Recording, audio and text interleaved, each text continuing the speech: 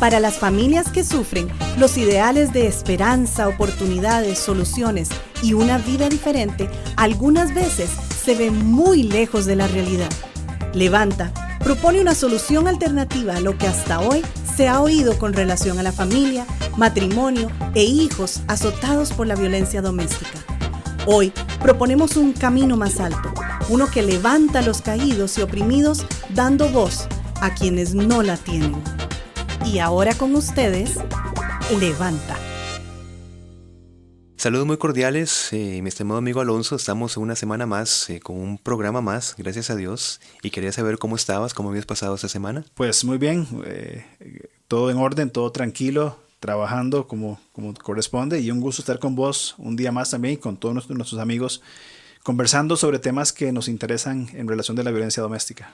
Son temas vivenciales, cotidianos, y tiene la pretensión este programa de justamente hablar específicamente de los diferentes tipos de violencia, irnos edificando en esa línea. Correcto, y hablábamos en el programa anterior sobre no provocar a ira a nuestros hijos, ¿verdad? Y cómo a veces nuestra respuesta al tiempo, las presiones, los conceptos cerrados que nuestra cultura y tal vez la religiosidad van formando, hacen que seamos tropiezo, como lo dice Colosenses, o como pongamos o provocar a ira a nuestros hijos. Pero hoy vamos a hablar sobre la vara de la corrección que evita la violencia hacia los hijos. Y nos seguimos fundamentando en Efesios 6:4, que dice, y vosotros, padres, no provoquéis a ira a vuestros hijos, sino criadlos en disciplina y amonestación del Señor. En el programa anterior,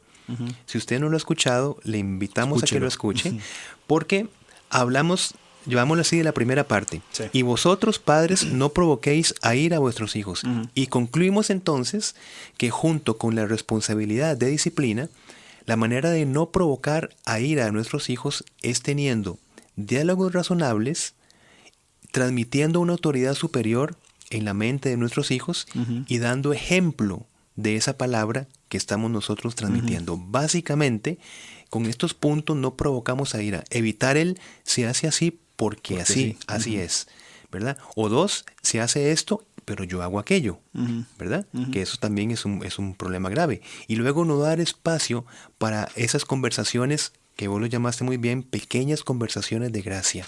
Una frase bellísima. Y hoy hablaremos justamente de la segunda parte. Como padres estamos obligados en la enseñanza de nuestros hijos sí, eso es clave. A participar, a estar presentes. Hablamos también anteriormente sobre el tiempo que invertimos con nuestros hijos, tiempo en cantidad y en calidad, ¿verdad? No es esto de calidad quita cantidad, es cantidad y calidad. Exacto. Y esta libertad, ¿verdad? Individual de nuestros hijos que Dios ha puesto para que podamos movernos, ¿cierto? Según Juan 8:32, conoceréis la verdad y la verdad os hará libres. Y es lo que procuramos de traer la verdad de Dios a nuestros hijos. Ay, es que ya con esto, mira, nos estamos metiendo algo tan importante. Cada vez que nosotros vamos a un contexto bíblico, bueno, sí. ¿Por qué? Porque ¿cómo entendemos entonces la libertad? Así que si nosotros queremos llevar a nuestros hijos a la libertad, a la verdadera libertad, no es diciéndoles, mira, decidí qué vas a hacer vos con tu vida, claro. Vos marcas tu destino, que ciertamente hay un matiz que es importante tener en cuenta, porque tenemos esa libertad que estamos hablando. Pero la verdadera libertad la encontramos cuando hallamos la verdad. Y ahí está el punto. Conoceremos la verdad y la verdad nos hará libres. Sí. Y es que la verdad, ¿verdad? ¿Y qué es la verdad? Ya lo hemos dicho muchas veces, ¿verdad? Es todo lo que Dios ha dicho, lo que Dios nos ha entregado, una revelación escrita. Va a capacitar a nuestros hijos para enfrentarse con esas particularidades, ¿verdad? Exacto. Que se van a enfrentar. Sí, eso es un balance tan necesario porque hay tantos conceptos errados de libertad, ¿verdad? Una expresión que es tan popular y tan errada, sigue tu corazón. Sigue tu corazón. Y lo veo, tengo una hija pequeña de 10 años, bueno, pequeña para mí, ¿verdad? Es más chiquitita. Y ve sus programas, ¿verdad? Y más de una vez he pasado ahí donde está viendo su programa y, ¿verdad? Es que tienes que seguir tu corazón. Pero el corazón es engañoso. El corazón nos traiciona. El corazón es circunstancial. Sí. Eso no es libertad. O lo que vos decías, bueno, decidí qué vas a hacer con tu vida y si querés hacer A o B o Z, no hay ningún problema. Creo que es importante cómo dirigimos a nuestros hijos hacia la verdadera libertad y lo que hablabas vos de tener esa habilidad de enseñarles a nuestros hijos a confrontar la cotidianidad. O sea, es la libertad de que maduren, de que vayan creciendo, es la capacidad de prepararlos para que ellos puedan enfrentar las realidades que el mundo tiene. Ahora, qué interesante porque estamos hablando entonces de un volverse a la instrucción. Ahora, el programa está hablando la vara de la corrección. Así que aquí ya empezamos a tejer una manera de ver la vara de la corrección y corregir ¿qué? Corregir esta tendencia de vivir independientemente de Dios. Porque es la tendencia natural, ¿verdad? Exacto. Y como, no sé si vos has visto el ejemplo típico, ¿no? De sembrar una matita y esta matita va creciendo torcida y necesita ¿qué? Necesita el apoyo de una vara, de un palito, como queramos, que la va corrigiendo en su crecimiento. Así que ves cómo empezamos a matizar acá el punto de la vara de la corrección que evita la violencia. ¿Por qué? Porque un hijo o una hija desembocados en su manera de concebir, de reaccionar, de dirigirse según sus pensamientos que desembocan en una conducta específica, conduce a una conducta violenta justamente por carecer de una vara de guía, de norma, de corrección. Por eso el título, La vara de la corrección. Exactamente. Es sumamente importante saber, y usando esta figura que vos estás poniendo, saber enderezar a nuestros hijos, entendiéndose correctamente el término, ¿verdad? No estamos nosotros decidiendo por ellos dónde van a vivir, con quién se van a casar, qué van a estudiar, no estamos hablando de eso. Hablamos de enderezar en el sentido de ordenar y acomodar su crecimiento integral dentro de los parámetros del Señor, que sean dependientes del Señor.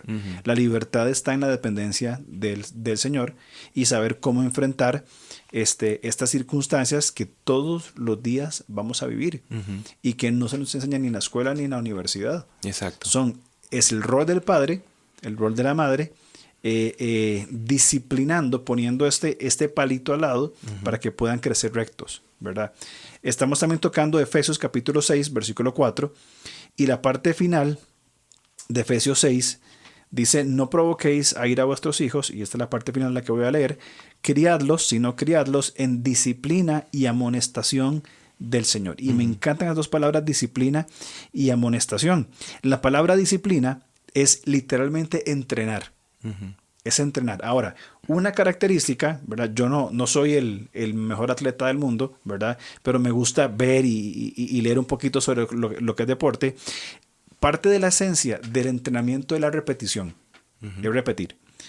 Hace unas semanas se hablaba, no sé si te acordás, sobre el juicio que tuvieron unos jugadores de la selección de fútbol de Costa Rica contra el exentrenador Pinto. Que está en proceso, ¿verdad? de hecho. Sí, ahí va todavía el asunto. Una de las cosas que se quejaban o que se hablaba, ¿verdad? En el periodismo deportivo era la intensidad del entrenador. Y tenían que repetir y hacer, ¿verdad? Según los chismes de ellos, ¿verdad? Se metían todo. Pero yendo al punto específico, me acuerdo que un jugador decía, es que él nos pone a hacer el mismo ejercicio hasta que salga bien. Otra vez. Una y otra vez. El hábito de hacerlo bien. Exactamente. Y tenían que hacerlo hasta que lo hacían bien, hasta que lo hicieran bien. Pero eso viene por la repetición. Claro. Ese es el concepto que está aquí, de entrenar. Es de repetir la palabra de Dios una y otra vez. ¿Cuántas veces nosotros no cometemos el error de decirle, ya te lo he dicho 1000 veces? Sí, y hay que decirlo 1000 más. Claro. Porque hay que seguir poniendo, porque la segunda parte de este versículo, la palabra amonestar, es la palabra que significa, o que podríamos entenderla como poner la palabra de Dios en la mente de nuestros hijos.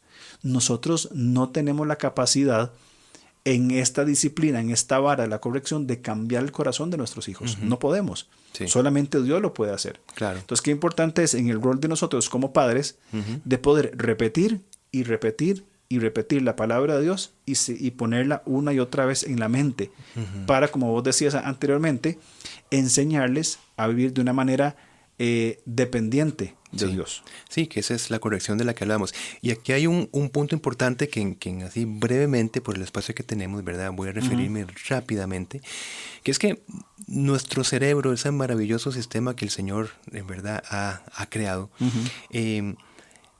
se mueve sobre al menos dos aspectos, ¿verdad? Que se conoce como el sistema límbico, que es el sistema donde se puede decir que está nuestro placer, ¿verdad? Que es donde las emociones son las que imperan, los sentimientos imperan. Y está la parte frontal, que es la parte donde podemos decirlo razonada, la parte ejecutiva. ¿Qué pasa? Sucede que como la parte, digamos, emocional, donde está, por ejemplo, las ganas de comer, están, por ejemplo, las emociones, todas las cosas que nos producen placer. Cuando nosotros le damos énfasis a esa parte del cerebro, ¿qué pasa? Una sustancia llamada dopamina. Y eso es como, vamos a ponerle un estimulante muy fuerte. Así que siempre impera lo que nosotros queremos hacer, por encima de lo que debemos hacer. Ahora, lo único que contrasta esto es una emoción. ¿Y sabes cuál es? El miedo. Con el miedo es la parte donde nosotros decimos, ya las emociones que están imperando voy a cortarlas porque, por ejemplo, si yo estoy trabajando, yo prefiero ver televisión, yo prefiero navegar en internet. Esa sustancia de dopamina está por encima, pero el miedo a perder un trabajo, el miedo a no entregar un trabajo, me hace que yo empiece a hacer una conducta más racional. ¿Por qué estoy diciendo todo esto? Porque en el caso de nuestros hijos, cuando esta conducta razonada no puede darse, porque impera en nuestros hijos hacer lo que las emociones le están, digamos que, dirigiendo, el miedo es fundamental. Por eso es que si no es posible estos diálogos razonables, como padres tenemos el fundamento de una corrección, llamémosle por medio de la paleta, ¿verdad? Por decirlo de alguna manera, ¿no? Donde viene una corrección física, pero desde el ámbito de una corrección. Ahora, ese miedo que estamos hablando es lo que produce, y vuelvo a repetir, que la parte razonada prevalezca. Entonces es muy importante saber que esta emoción que Dios ha permitido en el miedo es fundamental. Claro. Eso que dices es muy importante, saber cómo funciona nuestro cerebro, ¿cierto? Estas respuestas a tanto a la parte racional, la parte emocional, ¿verdad? Por nuestra naturaleza caída hay evidentemente un desorden, ¿cierto? Porque si hablamos de solamente la razón, pues cada persona sería responsable o muy responsable en cada área, pero entran las emociones que son tan valiosas, ¿verdad? En nuestro funcionamiento. Es ahí donde entonces el poner la palabra de Dios y poner principios importantes que guíen a estas creencias o prácticas correctas son claves en el hecho de, inclusive en el miedo. De hecho, la Biblia menciona muchas veces lo que hace el temor a Dios. Claro. Ese pensamiento de un temor, de un profundo respeto hacia, condiciona, o más bien ordena el desarrollo de toda nuestra vida. Entonces, qué importante es lo que estás mencionando dentro del control de Dios en estos aspectos de nuestra razón y nuestro sentimiento, pero también el recurso de la disciplina, como vos mencionabas, lo que popularmente llaman paleta, ¿verdad? Que en nuestro tiempo era un poco diferente, ¿verdad? Que necesitamos destacar que no estamos hablando de agresión física. Una cosa es una disciplina física controlada en el espíritu, bajo las normas, bajo la fuerza, intencionalidad, inclusive en las posiciones de los recursos para la disciplina. Sí. Porque primero vamos a una conversación reflexiva, después vamos a una conversación razonable, y en última instancia hay que mover un poco los pañales, claro, sin dar paso a la violencia, que Sí, es un hilo muy delgado. que tiene un propósito. Claro. Es decir, si el propósito es, vamos a decir así, dar una nalgada o dar un fajazo como una respuesta a mis emociones, Claro. ay, qué Es problema, es un error. Tremendo. Es un error tremendo. Claro. Y eso no podemos justificarlo como la vara de la corrección, No, nunca, jamás. nunca. Jamás. Pero sí, tiene la intencionalidad de generar esta emoción que Dios ha permitido, que ha mantenido, que es el miedo, ¿ves? Donde por medio del miedo, ya lo dijimos, es la manera en que se sobrepone en la manera, digamos, psicológica a la dopamina, ¿no? Entonces, si este miedo conduce a colocarnos delante de la palabra de Dios, que por supuesto el Señor está utilizando la gracia para que nosotros nos volvamos a Él. Pero el miedo es la manera, digamos, cuando la necedad prevalece, y es donde nosotros nos volvemos a esta disciplina. Pero jamás, y vuelvo a repetir, nunca como un medio para, digamos, explotar emocionalmente. Vengarnos, utilizar una corrección rápida, ¿verdad? Digamos, en el momento, y no bajo los principios bíblicos que estamos acá comentando. Exactamente, porque los principios bíblicos, ¿verdad?, que estamos comentando, por ejemplo, el Salmo 23, 4, la Biblia menciona claramente la vara de la corrección en amor y en verdad. Sí. Esta da seguridad y descanso. Ajá. Aún si voy por valles tenebrosos, no temo peligro alguno, porque tú estás a mi lado, tu vara me reconfortará. Salmo 119, versículo 9, ¿con qué limpiará el joven su camino? Con guardar su palabra. Entonces, estas instrucciones bíblicas de amor y verdad, ¿cierto? Y fíjate acá, Proverbios 23, 13, 14, no rehuses corregir al muchacho, porque si lo castigas con vara, no morirá. No pasa nada. Lo castigarás con vara y librarás su alma del Seol. Ahora, ve que la corrección está muy ligada al sentido bíblico de no atender la palabra de Dios. Sí. O sea, porque aquello que nos coloca en la dirección correcta es el consejo bíblico. O sea, no es el golpe per se, Claro, lo que quiero decir. Exactamente. Sino es la palabra. Exactamente. Ahora, para volvernos a la palabra, una ayudadita, entre comillas, con la intención de que nos dirijamos a la palabra, a veces es necesario. Totalmente de acuerdo. E inclusive hay otros medios. Por ejemplo, tenemos hijas ya adolescentes grandes, 15, 16 años, y ya no cabe ese espacio de moverle los pañales, ¿verdad? De una nalgada, no cabe en ese espacio. Pero caben otros recursos donde podemos generar esa misma respuesta aparte de ellas, de volver la mirada al Señor y de entender dónde están los valores y principios que tienen que ser lo que gobierne nuestra vida. ¿Y por qué? Porque ya están en edad de tener diálogos reflexivos. Correcto, exactamente. Eso es lo que hablamos, ¿no? Y en esos diálogos reflexivos nosotros participamos de la santidad de Dios. Exactamente. Y aparte también, por supuesto, que dentro de esos diálogos reflexivos, las consecuencias no son quitadas, que es algo que es muy importante, que lo mencionamos en el programa anterior.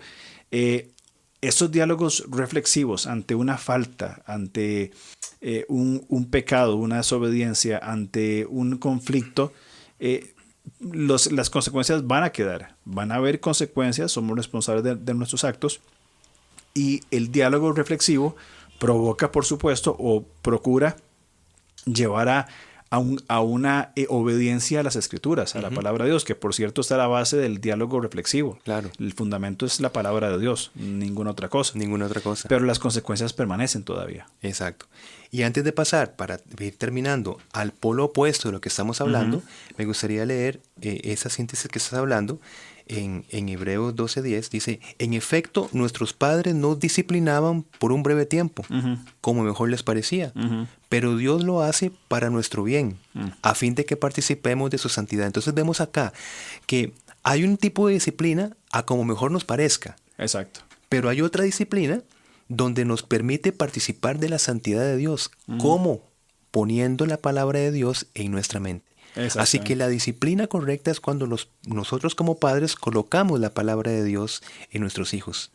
¿Ves? Exactamente. No como mejor nos parezca, sin que lleve a ese propósito que acabo de decir. Correcto, porque llega con el fin de que ellos puedan buscar una obediencia al Señor, hablamos antes, ¿cierto? Somos hombres bajo autoridad que llevamos a nuestros hijos a la autoridad de Dios. Así es. Entonces creo que sí, es claro eso. Ahora, hablaste de los polos opuestos, de una situación de tiranía educacional, ¿verdad? De ese extremo, se corre el riesgo al otro lado.